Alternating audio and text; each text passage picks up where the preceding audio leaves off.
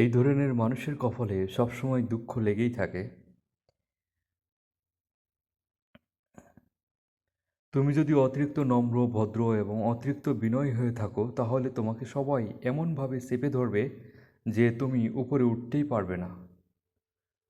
এমন ধরনের মানুষের কপালে সবসময় দুঃখ লেগেই থাকে। নিজের সাথে ঘটে যাওয়া অন্যায়ের অশেষ দুঃখ কষ্ট লেগেই থাকে। তাদের কপালে অশেষ দুঃখ কষ্ট লেগেই থাকে। যে সমস্ত মানুষেরা অন্যজন কষ্ট পাবে এই ভেবে সারা জীবন কাউকে কিছু বলতে পারে না, সমস্ত দুঃখ কষ্ট নিজের মধ্যেই বন্দি করে রেখে দেয়, এই ধরনের মানুষের মনে সবসময় কষ্ট লেগেই থাকে। যে ছেড়ে যাওয়ার, সে যেভাবেই হোক ছেড়ে যাবেই।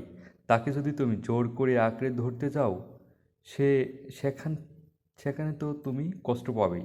তো জোর করে আঁকড়ে ধরলে থাকবে না, যে থাকার সে থেকে যাবে।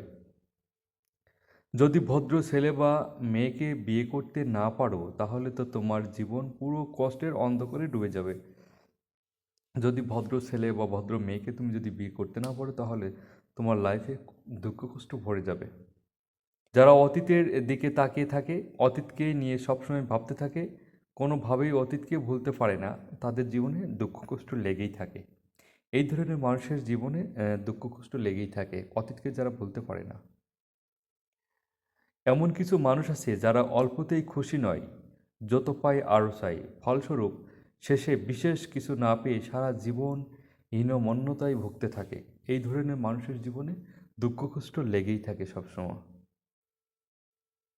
যে সমস্ত মানুষেরা অন্য দোষ ত্রুটি নিয়ে সর্বদা আলোচনায় ব্যস্ত থাকে, তাদের কপাল খুবই খারাপ, কারণ তাদের নিজেদেরকে নিয়ে ভাবার কোনো সময় থাকে না। এই ধরনের মানুষের জীবনে দুঃখ কষ্ট সবসময় লেগেই থাকে।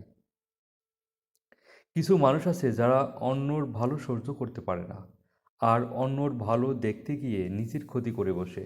এই ধরনের মানুষের জীবনে কষ্ট, দুঃখ কষ্ট লেগেই থাকে। এরা কখনো সুখী হতে পারে না। কাম, ক্রোধ, লোভ, হিংসা যারা জীবন থেকে ত্যাগ করতে পারে না, তারা সারা জীবন দুঃখী হয়। সারা জীবনই দুঃখী হয়। কাম, ক্রোধ, লোভ, হিংসা যাদের মন থেকে ত্যাগ করতে পারে না যারা, এই ধরনের মানুষের জীবনে সবসময় দুঃখ কষ্ট লেগে থাকার একটা সম্ভাবনা থাকে।